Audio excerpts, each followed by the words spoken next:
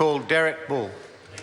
It's my pleasure to rise on behalf of New Zealand First to speak in support of this bill, support for children in a hardship bill. But the problem, I've spoken about this before, sir, is that this isn't actually focused on the children at all. It's actually, and we've heard it from different members of the House today, it's actually focused on the main benefit holder. And I'd just like to pick up on something that Alfred Naro said. And I'm just looking at the introduction to the bill itself, and it says that this bill is intended to implement several initiatives for helping children who are living in severe material hardship. So Alfred Naro was talking about the spectrum that this bill was supposed to be targeting.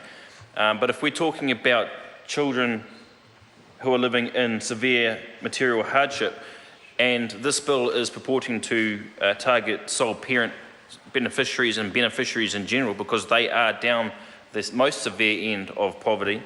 There's far more than just 100,000 children in that cohort target.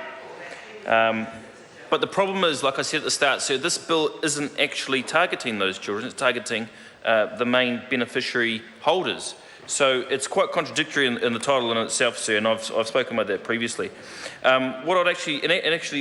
There's a couple of points I want to make, sir, and the first one is that this one of the effects of this bill and this legislation is that it actually creates inequality with larger families because it's not concentrated on specific individual children, like Jacinda Ardern pointed out earlier on. The families with larger children will become more unequal with those with just a single child. So it's actually creating inequality. I would like to look at a submission that was made by Susan St. John, who is an Associate Professor in the Department of Economics at the University of Auckland. And it's quite a good report, but I'd just like to highlight one thing that she says, and she talks about the new approach to welfare. And she says that this sees an intensification of the relentless focus on paid work as a solution to poverty, including child poverty. The investment in this approach since 2012 has been about not more money for families, but more money for the infrastructure of management of beneficiaries into work. And that's true with this bill, sir, and that's the problem that New Zealand First actually has with this bill. And in fact, what the consequence of that approach is that there is an increase in the sanctions that are applied.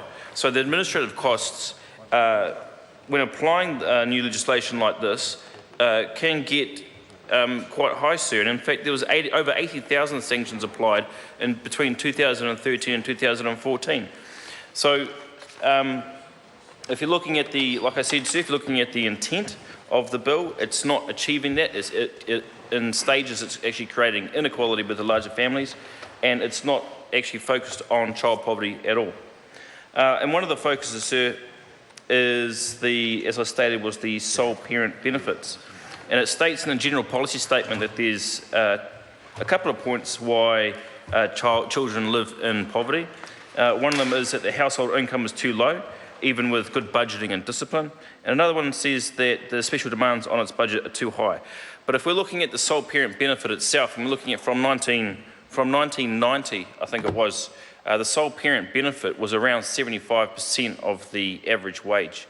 And as we know, what happened in 1991, it got cut quite dramatically by about 25 to 30%.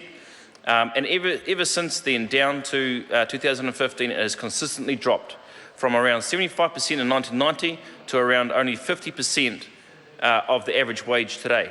That's the kind of issue that this government is trying to remedy by throwing not $25 per child, not $25 even per family, but $23 on average per family. That is not going to create a solution for the massive gap that has been created over the last 30 years. That's why New Zealand First is concerned with this bill, because it has the opportunity to do some good and focus on the children. But it's a step in the right direction, sir. There are, New Zealand First will support anything that is increasing to the financial benefits to that look after children served. But Porter Williams.